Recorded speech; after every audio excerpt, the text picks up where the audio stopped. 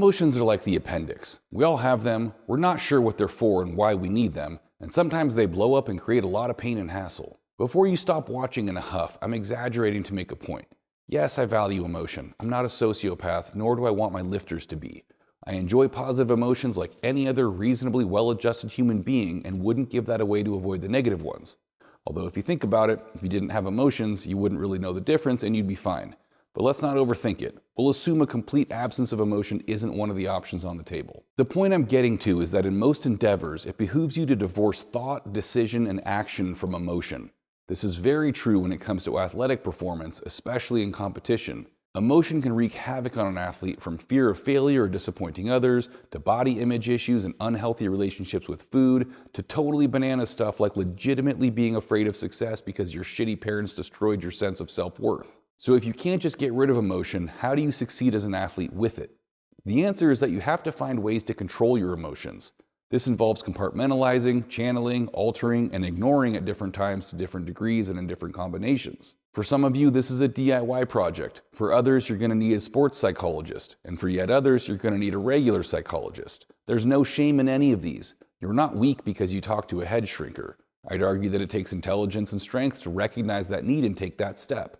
Now, if you work with a psychologist and expect them to do all the work and magically fix you, then you're weak and it's your fault. If you take the responsibility and do the work, no one has any reason not to respect you. Each of you is going to need to find the right formula for yourself with some experimentation, but here are some basic suggestions that will at least get you started on the road to becoming less of a basket case. Have you ever been so sleep deprived that a TV commercial for an oil company makes you want to cry? Being exhausted is a guaranteed recipe for emotional instability. Sleep helps you as an athlete in every single possible other way as well, so consistent, high quality, and adequate quantity sleep should always be a top priority for you.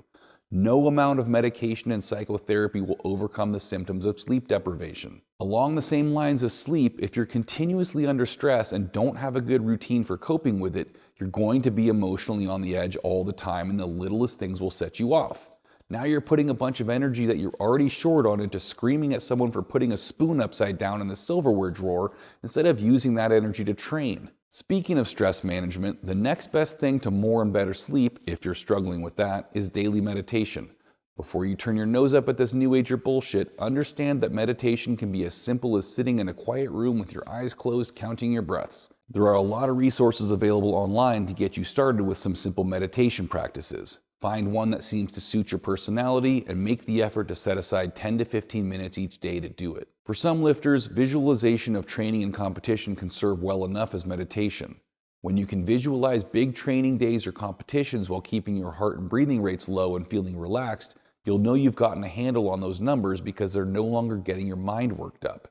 Ideally, do this visualization first thing in the morning and before bed when your mind is most receptive, but any time of day is better than never. Let it out or sweat it out. Writing regularly in a notebook is a simple way to get out pent-up emotion and clear your head. You don't have to write a novel, and it doesn't even have to make perfect sense, but trying to express what you're feeling in writing can help you sort through your emotions and get a hold of them. Often the reason emotion crushes you is simply because it's confusing and overwhelming. Once you can understand what you're feeling and why, it loses that power over you. Having something meaningful other than your sport in your life is a good way to avoid completely going off the deep end when things don't go perfectly in training or competition. If sport is all you have and you have some struggles, it's going to mean an existential crisis instead of just a rough patch in training.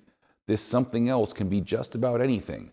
Family, good friends, stamp collecting, anything you find meaningful and fulfilling and that you can fall back on when you're struggling in weightlifting so your entire universe doesn't crumble if you bomb out at a meet or get injured in training. I know, more New Ager hippie stuff, but get over it. I'm not talking about vague Stuart Smalley type positive self-affirmations, but both proactive and reactive guiding of your thoughts in training and competition. The only way to stop a negative thought is to actively and forcefully replace it with a positive one. It's impossible to just stop thinking negatively. Replace self-doubt with confidence by lying to yourself as much as you have to until it's no longer a lie. Ideally, this is proactive. You're actively putting positive thoughts in your mind in training and competition before the negative ones even appear. But if they do, crowd them out. Finally, emotion is energy. If you can channel it properly, it can be useful. This is tricky and takes practice, and it may not ever be totally reliable, but it's worth a shot. If you have the resource, there's no reason not to try to put it to good use. In a sport like weightlifting, the emotion most obviously potentially useful is anger. It's a short conceptual distance between feeling pissed off and lifting a heavy weight aggressively. Of course, the trick is controlling it and not allowing it to overwhelm you. You still have to be able to focus on what you're doing, not just fly into a rage of profanity and spittle. With emotions other than anger, you're going to have to do some work to transform that emotional energy into a more useful format. If you're sad, for example, why not get pissed off that your sadness is holding you back? Having emotions isn't weak. Acting helpless and allowing your emotions to dictate what you can accomplish in life is.